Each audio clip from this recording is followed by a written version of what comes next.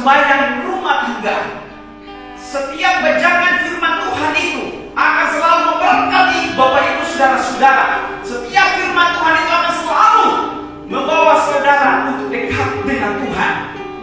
Bapak Ibu yang dikasihi di dalam Tuhan kita Yesus Kristus, kunci sukses di dalam rumah tangga untuk memperoleh kebahagiaan, untuk memperoleh berkat bagi rumah tangga kita adalah dengan berdoa.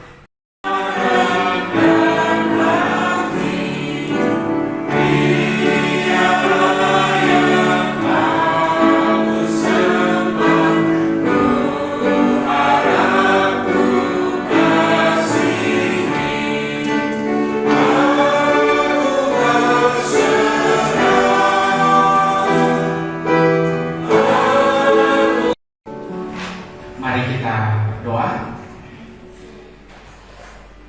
Bapa kami di surga, kami mendengar suara Tuhan setiap saat dan setiap waktu. Roh Kudus Tuhan selalu mengingatkan kami untuk datang pada Tuhan. Dengan setiap pergumulan hidup masing-masing kami mau bawa kepada Tuhan. Dan kami percaya di dalam nama Tuhan Yesus ada kebahagiaan dan sukacita yang Tuhan limpahkan bagi kami semua. Itulah sebabnya pada hari Sabat ini kami mau duduk di bawah kaki salib-Mu ya Tuhan, untuk mendengarkan firman-Mu, roti hidup yang penuh kuasa. Dan kami percaya Allah kami, Allah El Shaddai, yang selalu menunjukkan kuasa-Mu kepada kami semua, akan memberikan terbaik bagi kami. Kami diberkati, kami dipulihkan, kami diberikan hal-hal yang baik atas rumah tangga kami masing-masing. Terima kasih banyak Bapa untuk segalanya. Kami siap untuk mendengarkan firman-Mu. Biarlah Engkau urapi kami dengan Roh Kudus-Mu ya Tuhan, agar firman ini membawa kami kepada Yesus Kristus, selalu memandang kepada-Mu dan menantikan kedatangan-Mu yang kedua kali. Kami semua diselamatkan masuk di dalam kerajaan sorga. Terima kasih banyak Bapa. Di dalam nama Tuhan Yesus Kristus kami berdoa. Amin. Salam kasih, shalom Bapak Ibu. Kalau saya bilang shalom, Bapak Ibu jawab damai di hati. Shalom. Damai di hati. Puji nama Tuhan, karena kita boleh datang di tempat ini untuk menyembah dan memuliakan nama Tuhan. Hari-hari hidup perjalanan yang Bapak Ibu jalani ada begitu banyak tantangan, tetapi saya percaya melalui pekan doa rumah tangga yang sudah kita lakukan, maka dengan iman ada kuasa kemurahan Tuhan yang Dia tunjukkan, Dia berikan bagi Bapak Ibu saudara-saudara, sehingga setiap masalah hidup yang kita alami ada sukacita yang Tuhan anugerahkan kepada saudara dan saya. Amin. Saudara-saudaraku yang berbahagia, yang dikasihi dalam Tuhan kita Yesus Kristus, selama 1 minggu ini, selama 6 hari, kita sudah mendengarkan nasihat firman Tuhan melalui pelajaran pekan ibadah atau sembahyang rumah tangga. Setiap bacakan firman Tuhan itu akan selalu memberkati Bapak Ibu saudara-saudara. Setiap firman Tuhan itu akan selalu membawa saudara untuk dekat dengan Tuhan. Bapak Ibu yang dikasihi di dalam Tuhan kita Yesus Kristus, kunci sukses di dalam rumah tangga untuk memperoleh kebahagiaan, untuk memperoleh berkat bagi rumah tangga kita adalah dengan berdoa.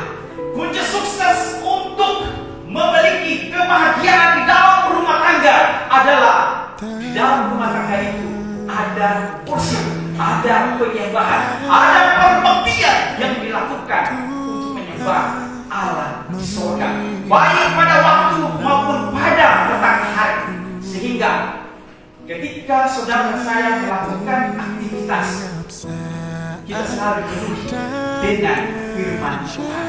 Bapak Ibu yang dikasihi dalam Tuhan kita Yesus Kristus, pada hari Sabat ini kita telah masuk pada penutupan minggu sembahyang pekan doa rumah tangga, khususnya jemaat eklesia.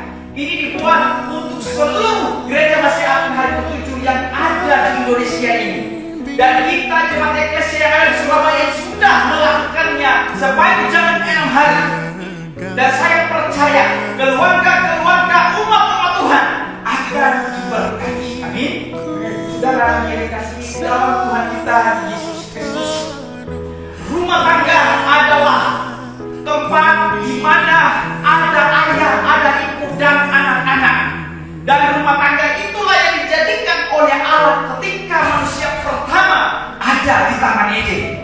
Di sana ada laki-laki, di sana ada perempuan yang namanya Adam dan Hawa. Ketika mereka dijadikan oleh Tuhan dengan satu tujuan, mereka saling tolong-menolong satu dengan yang lain. Dan firman Tuhan berkata, itulah sebabnya seorang pria meninggalkan ibu bapaknya dan bersatu dengan istrinya. Mereka menjadi satu sebagaimana mereka disatukan oleh Tuhan, bukan disatukan oleh manusia. Dan ketika disatukan oleh Tuhan, maka tidak ada satu orang manusia yang dapat memisahkan kedua orang ini yang telah disatukan oleh Tuhan. Jadi di dalam kehidupan kita, rumah tangga Kristiani, rumah tangga umat Tuhan, harus ada cinta kasih dalam keluarga kita masing-masing. Ada kekeluargaan yang bertumbuh di dalam keluarga kita. Ada sukacita di dalam rumah tangga kita. Pada saat ini kita masuk pada pekan doa Uni Kongres Uni Indonesia Kawasan Barat dengan judul Memilih Pengharapan. Selama 6 hari, dari hari pertama sampai hari yang ke-6, judulnya adalah Memilih. Allah menghendaki agar saudara dan saya untuk memilih hal yang baik, memilih hal yang benar, memilih hal yang terbaik di dalam rumah tangga, untuk dimasukkan di dalam rumah tangga kita dengan satu tujuan, supaya rumah tangga kita menjadi rumah tangga yang memancarkan kasih Kristus kepada orang banyak. Sehingga pada saat orang melihat rumah tangga kita, orang melihat keberadaan rumah tangga kita, mereka sadari bahwa di dalam rumah tangga itu ada Yesus, ada kebenaran. Rumah tangga orang Kristen harus berbeda dengan rumah tangga orang-orang yang lain, karena kita punya Yesus Kristus yang selalu mengajarkan kepada saudara dan saya untuk memiliki keluarga yang harmonis, yang takut akan Tuhan, cinta akan Tuhan, mengisi kebenaran di dalam rumah tangga kita. Bapak Ibu, saudara-saudara yang dikasihi di dalam Tuhan kita Yesus Kristus, memilih pengharapan. Pengharapan apa yang kita miliki? Pengharapan apa yang kita rindukan? Apakah kita rindu agar keluarga kita ini adalah keluarga yang harmonis? Apakah kita rindu supaya keluarga kita ini adalah keluarga yang terus diberkati? Apakah kita rindu agar keluarga kita ini memiliki pengharapan akan datangnya Tuhan Yesus yang dikenal? Kita rindu supaya setiap anggota keluarga rumah tangga kita masing-masing semua masuk di dalam kerajaan sorga. Itulah pengharapan kita. Kita mengharapkan, kita punya pengharapan akan datangnya Tuhan Yesus yang kedua kali. Dan pada saat Dia datang kedua kali, semua anggota keluarga kita diselamatkan masuk di dalam kerajaan sorga. Saudara-saudara yang dikasihi dalam Tuhan kita Yesus Kristus, saat Kain membunuh adiknya Habel, Tuhan bertanya, Kain, di manakah adikmu Habel? Apakah Tuhan tidak tahu? Padahal Tuhan adalah Allah yang apa? Tuhan mau menguji kepada Kain, apakah dia sadar dengan perbuatannya? Bapak Ibu, saudara-saudara, jangan sampai Tuhan bertanya, di manakah anakmu, di manakah istrimu, suamimu, dan sebagainya. Tapi Tuhan mau kita sadar bahwa dalam rumah tangga kita punya kewajiban, tugas, tanggung jawab untuk membawa mereka masuk dalam kerajaan surga. Memilih pengharapan. Di dalam memilih pengharapan, kita mengharapkan agar ada sukacita, ada damai sejahtera dalam rumah tangga umat Tuhan. Roma 15 ayat Roma 15 ayat yang 13 firman Tuhan berkata, semoga Allah sumber pengharapan memenuhi kamu dengan segala sukacita dan damai sejahtera dalam iman kamu, supaya oleh kekuatan Roh Kudus kamu berlimpah-limpah dalam pengharapan. Roma 15 ayatnya yang ke-13. Pengharapan itulah yang merupakan sumber bagi kita. Untuk apa? Pengharapan itu memenuhi akan keluarga rumah tangga kita dengan damai sejahtera yang dipenuhi dengan Roh Kudus yang berlimpah-limpah. Keluarga umat Tuhan, rumah tangga kita, umat Tuhan, jemaat yang dikasihi, yang diberkati oleh Tuhan, mintalah Roh Kudus untuk memenuhi, untuk tinggal diam di dalam rumah tangga kita, sehingga pada saat kita melakukan segala sesuatu, kita diingatkan oleh firman Tuhan. Kita mau supaya di dalam rumah tangga itu ada sukacita dan ada damai sejahtera, sebagaimana ketika Tuhan Yesus berada di atas muka bumi ini, Dia menyampaikan, Dia memberikan damai sejahtera kepada setiap orang yang ada pada saat itu. Damai sejahtera itu adalah berkat bagi setiap rumah tangga kita. Untuk memiliki damai sejahtera di dalam rumah tangga, maka isilah dengan firman Tuhan. Hanya firman Tuhan saja yang dapat memberikan kelegaan kepada saudara dan saya dalam rumah tangga kita masing-masing. Betapa elok dan indahnya dan rukunnya di dalam rumah tangga itu ketika diisi oleh firman Tuhan, diisi dengan ibadah. Dalam bahasa Indonesia sehari-hari, Roma 15 ayat 13, Allah adalah tempat kalian berharap. Kepada siapa kita berharap? Kepada siapa kita meminta? Memang benar dalam setiap rumah tangga kita boleh ditinggalkan untuk selamanya oleh pasangan hidup kita, baik itu suami, baik itu istri, baik itu anak-anak dan sebagainya. Memang benar kita kehilangan mereka, tetapi kita masih punya pengharapan kepada Allah. Allah adalah tempat di mana kita berharap. Segala sesuatu yang kita alami ketika kita kehilangan orang yang terkasih, kita pasti sedih. Tetapi hanya Allah sajalah yang adalah tempat di mana kita berharap kepadanya.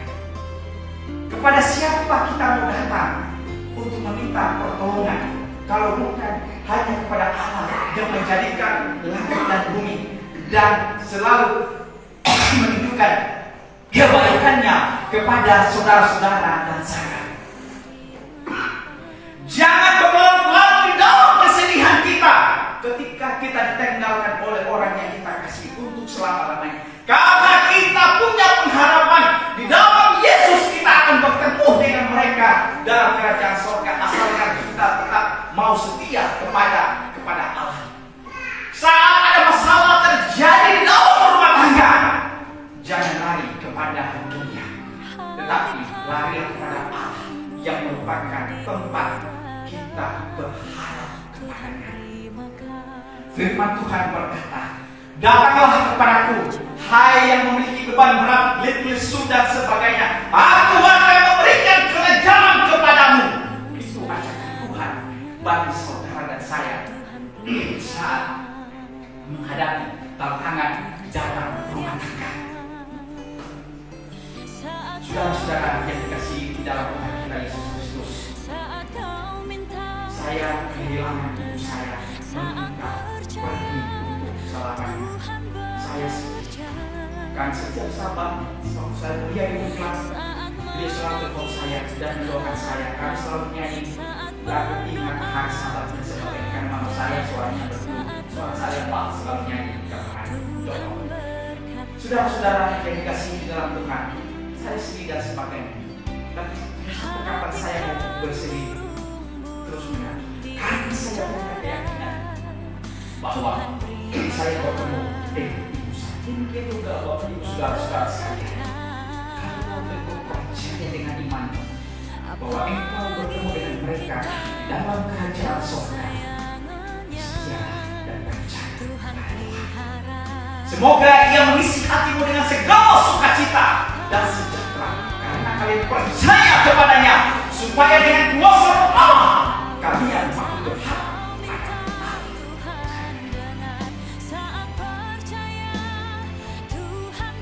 Dalam Roma 15 ayatnya yang 15, dalam bahasa Inggris yang dan hati ibu bapa Anda diisi dengan segala sukacita dan damai sejahtera. Karena apa? Karena kita percaya kepada Yesus.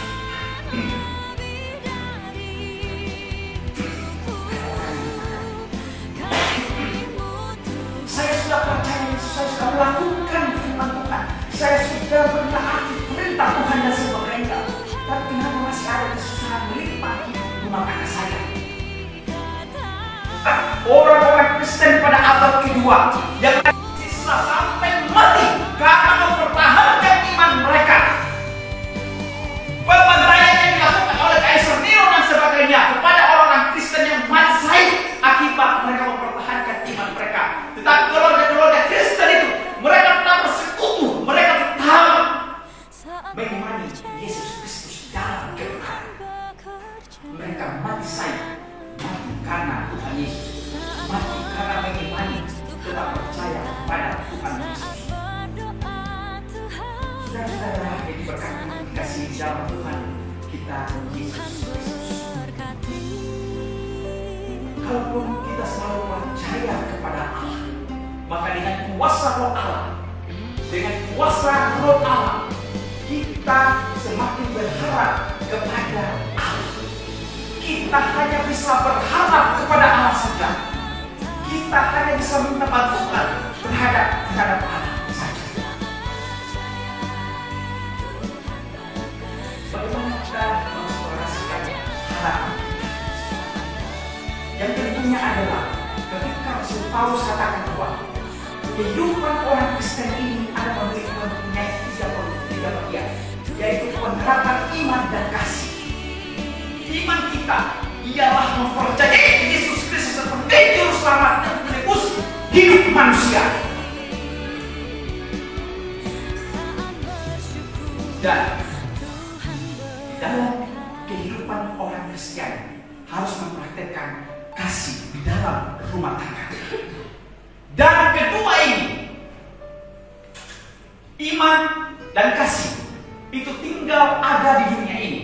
Dan pengharapan kita akan kedatangan Yesus yang kedua kali sampai di sorga. Dan sampai di sorga kita sudah tidak punya lagi pengharapan. Karena pengharapan kita selama di dunia ini ialah kedatangan Tuhan Yesus yang kedua kali, menyebut Bapak Ibu saudara-saudara dan sekalian dan saya, kita semua. Dan pada saat kita ada di sorga, kita tidak punya lagi pengharapan.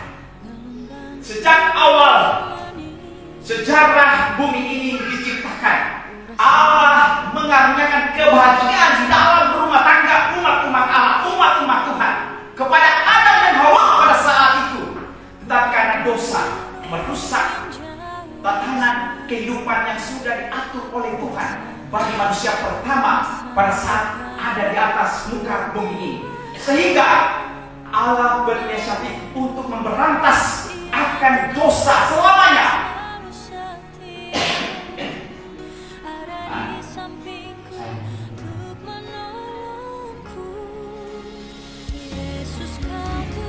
Segar.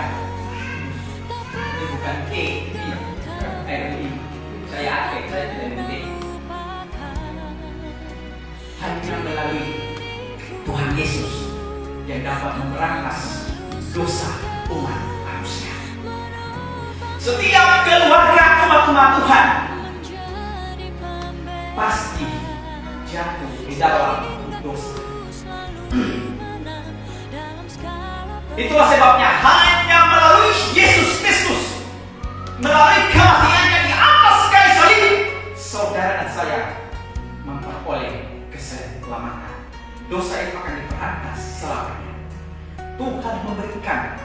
pengharapan kepada semua anaknya.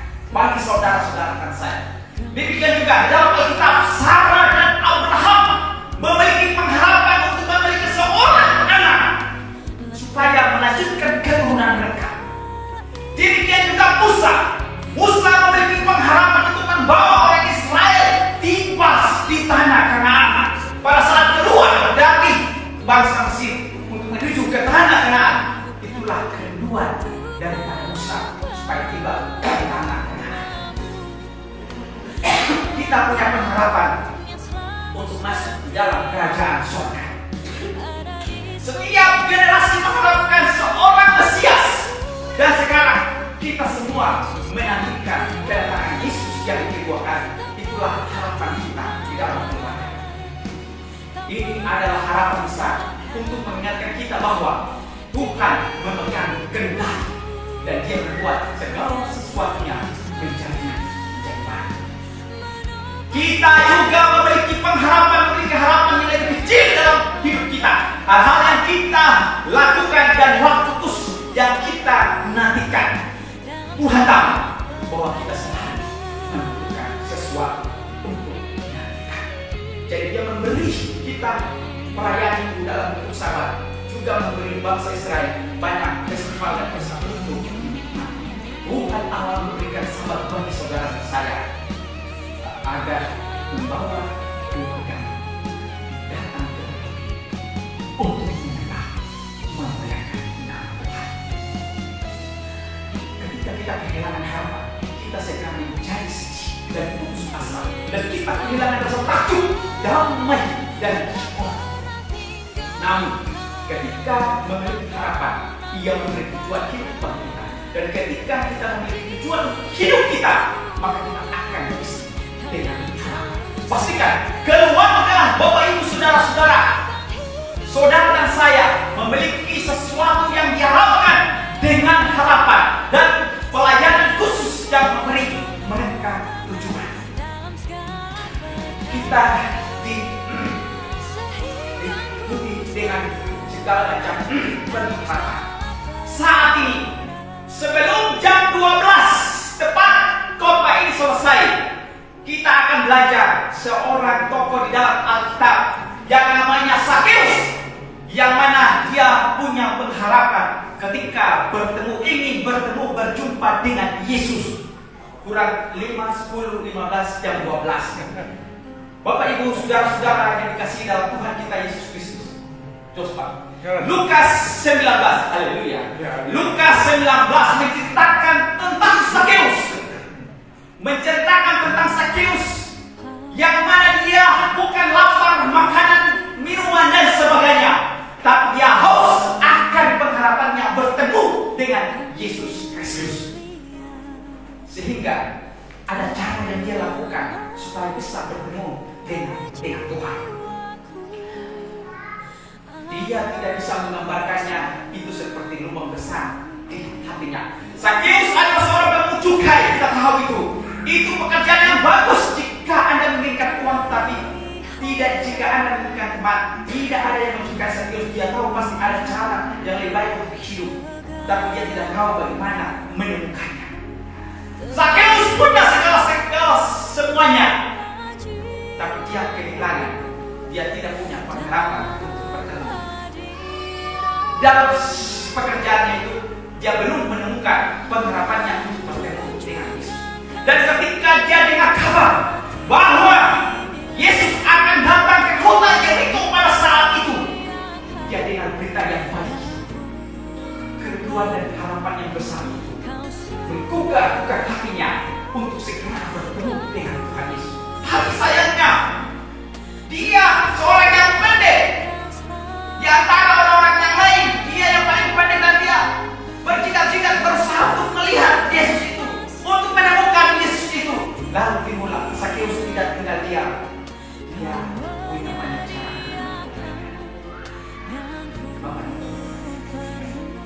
Saat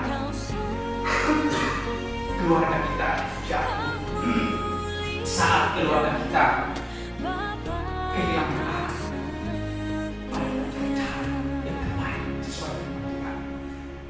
Yaitu seperti apa yang Zakheus lakukan. Ya, cara-cara untuk bisa melihat Yesus. Pada saat itu hanya di situ ada cara yang dia lakukan adalah memanjat pohon ara untuk melihat Yesus. Bapak Ibu, bagaimana cara kita untuk bisa melihat Yesus? Doa kepadanya dan minta kepadanya. Zakheus sudah hidup dengan penuh dengan kelimpahan. Segala sesuatu dia punya. Bahkan ketika membayar pajak 2 kali lipat, bisa dibilang dia adalah orang kaya pada saat itu. Tapi kekayaan tidak menjamin dia memiliki kebahagiaan di dalam hidupnya. Bapak Ibu, uang, harta, kekayaan bukanlah jaminan bagi kita untuk kebahagiaan. Tapi Yesus adalah sumber kebahagiaan. Amin. Dan tidak. Jadi Bapak Ibu saudara-saudara juga sih kebahagiaan Yesus. Sumber kebahagiaan itu hanyalah Yesus saja. Apa yang kurang daripada Zakheus? Dia punya segalanya. Tapi dia bertemu dengan Yesus. Suatu hari ada di Yesus kemudian di kota. Yesus datang. Dia mendengar berita kabar bahwa Yesus datang. Zakheus telah mendengar tentang Yesus dari orang-orang yang melewati kota itu. Dia bilang, "Hei, siapa? Oh, senang sekali, pindah sekali."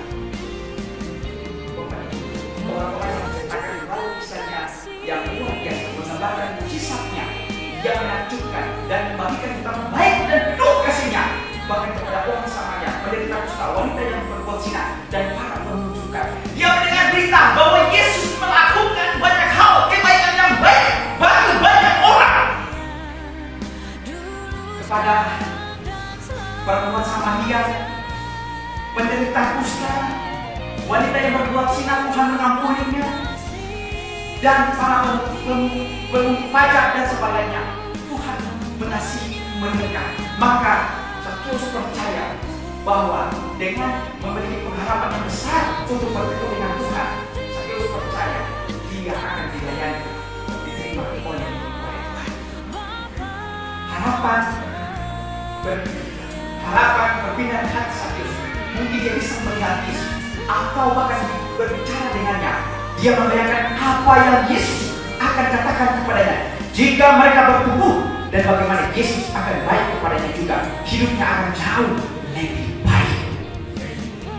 Bapak Ibu saudara-saudara yang dikasihi dalam Tuhan kita Yesus Kristus, Zakheus yang mendengar berita baik tentang Tuhan Yesus, maka dia percaya juga bahwa Tuhan Yesus akan melakukan hal yang baik kepada dirinya.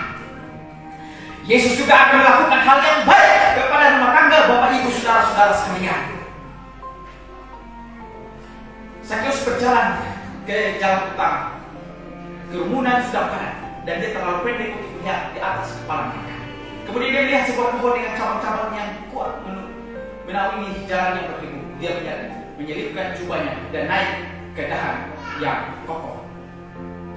Kebisingan dan keputusan keras saat Yesus mendekat. Ada selokan dan teriakan pujian ketika Yesus berhenti untuk menyembuhkan orang tua yang lumpuh atau seorang anak dengan kaki yang teruk. Kemudian Zakheus menahan nafas. Yesus berjalan tepat di bawah pohonnya.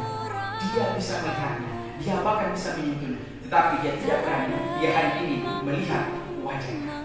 Tiba-tiba Zakheus berhenti tiba-tiba Yesus berhenti tepat di bawah cabangnya. Dia melihat Zakheus dan tersenyum. "Hai Zakheus, Anda di sana. Aku sudah mencarimu. Aku akan datang ke rumahmu untuk makan malam bersama." Dia punya pengharapan untuk bertemu dengan Tuhan Yesus. Dan pada saat Tuhan Yesus katakan, "Aku mau makan malam bersamamu," harapannya akan tercapai. Karena kalau dalam setiap kehidupan kita ada harapan yang tidak tercapai dalam rumah tangga kita. Kita ingin anak kita jadi begini, tapi tidak jadi begitu. Kita ingin suami kita begini, tapi tidak jadi begitu. Istri kita dan anak-anak kita.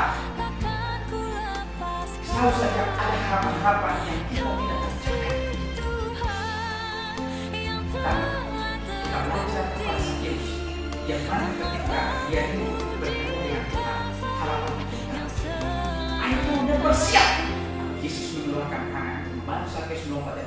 Kemudian Yesus meluknya dan berkata, kamu akan berada di rumah untuk makan malam. Dan saya membawa 12 teman atau murid-muridnya 12 orang.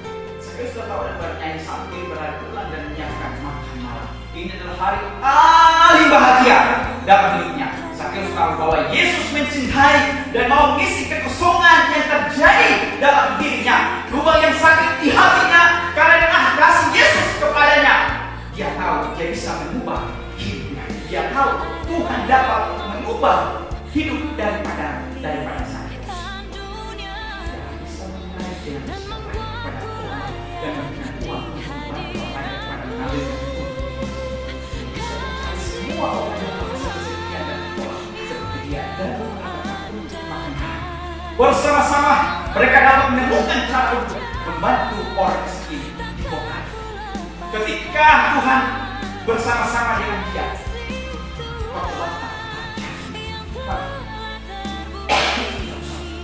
apa yang dia bilang? Kalau ada yang